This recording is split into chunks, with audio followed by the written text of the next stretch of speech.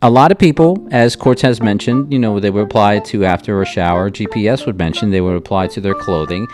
And that can work, but sometimes you have to watch out. In GPS's case, some colognes might react oddly to the fabrics, and it might stain them. So you kind of have to watch a little bit what you're spraying on you and how much in intensity.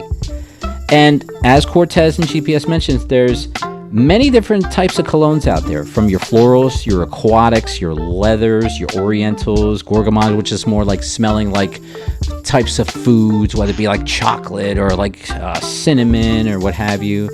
And the list goes on and on. But one thing that we got to mention again is the price. You have to really know what your budget is.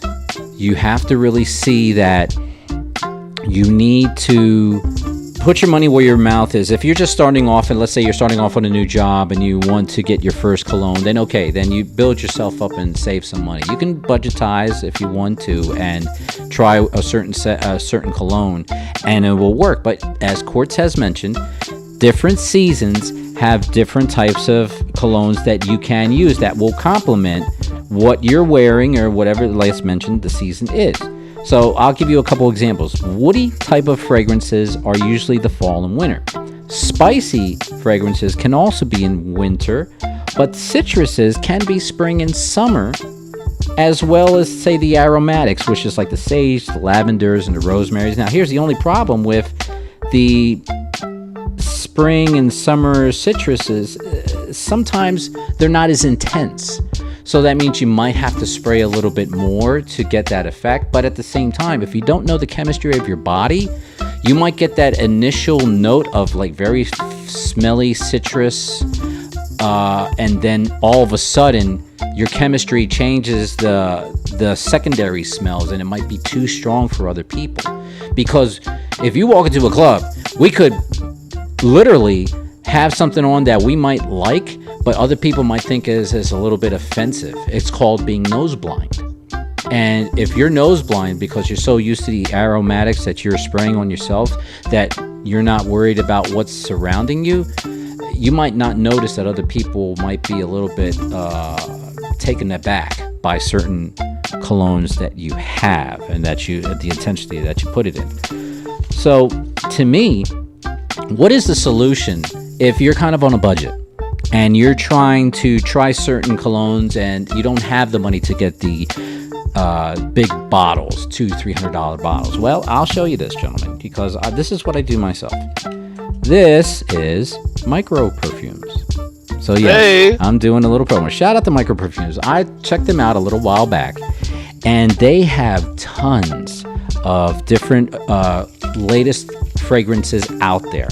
And the one that I'm bringing here for you today is none other, and I'm going to see if I can show this. It is the Creed Aventus. So shout out to Creed Aventus. And they come in these little travel sizes. They're really pretty small here. It's probably maybe a little less than an ounce or so, but all you need is probably several sprays to the neck after the shower or whenever. On your clothes, you could put it there. But some people say that it might not be good to get it on your clothes, like I said, because of staining and changing discoloring of your clothes. But sometimes it's a personal preference. But the main thing is, our oils in our body are different. You need to experiment. And with micro perfumes, they're reasonable.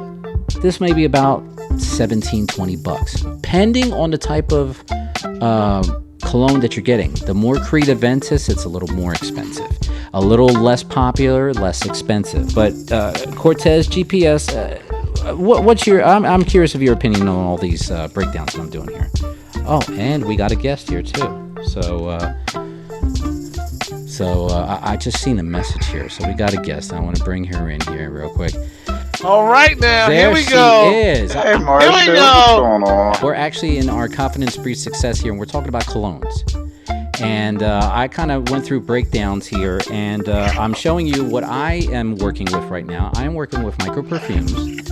So we got little travel size of all these different popular types of colognes here, from like a Creed Aventus to whatever.